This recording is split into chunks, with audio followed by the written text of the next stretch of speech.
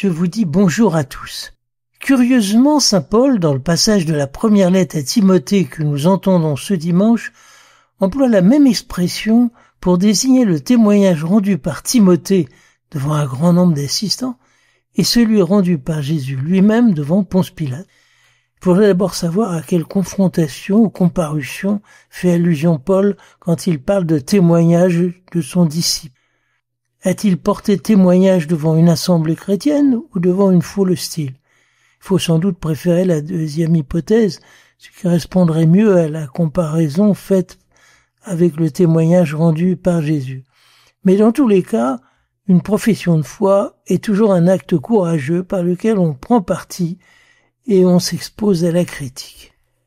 Mais dans le cas du Christ, cette profession de foi l'amenait à la mort. Notons bien que Paul ne parle pas ici du témoignage rendu devant Caïphe et le Sanhédrin, témoignage qui a eu pourtant comme effet de le faire condamner par les autorités juives. Vous venez d'entendre le blasphème. Que vous paraît-il? Tous déclarèrent qu'il méritait la mort. Marc 14, 64, dans le même genre Matthieu 26, 65. Mais il s'agit bien, chez saint Paul, du jugement rendu par Pilate. Jugement qu'il était seul à pouvoir exécuter en livrant Jésus à la crucifixion. Et ce jugement porte sur le témoignage rendu par Jésus dans le bref moment où il a été seul face à face avec le procurateur. C'est une profession de foi dans un genre particulier que saint Jean a bien mis en valeur. Pilate lui dit « Tu es donc roi ?» Jésus répondit « Tu le dis, je suis roi, je suis né, je suis venu dans le monde pour rendre témoignage à la vérité. Quiconque est de la vérité, écoute ma voix. » Ce qui est insupportable en l'occurrence, c'est sa prétention à la vérité.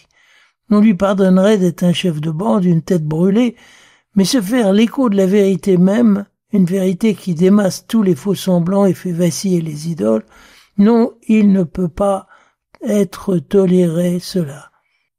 Premiers chrétiens, on n'a pas reproché leur attachement sentimental à Jésus, mais le fait que le Dieu dont ils parlaient était le seul vrai. Le pape Benoît XVI nous a rappelé que les premiers chrétiens n'ont pas cherché à s'expliquer devant les mages des religions orientales, mais bien plutôt avec les philosophes. L'enjeu était la vérité. À nous aussi, c'est bien ce qui nous arrive quand nous portons vraiment témoignage au Christ. Aussitôt arrivent les questions. Y a-t-il une vie après la mort? Est-ce que Dieu est l'auteur du mal? Y a-t-il plusieurs chemins pour accéder au salut? Peut-on voir Dieu? Et là, il ne s'agit pas de répondre dans le vague.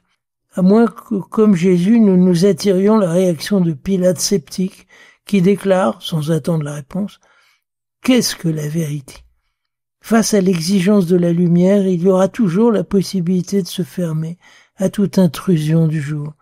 Beaucoup chercheront à se convaincre que rien n'a de sens, que l'absurde règne partout, et qu'en attendant de disparaître, nous n'avons à chercher d'accomplissement que dans le plaisir. À bientôt à tous et bon dimanche.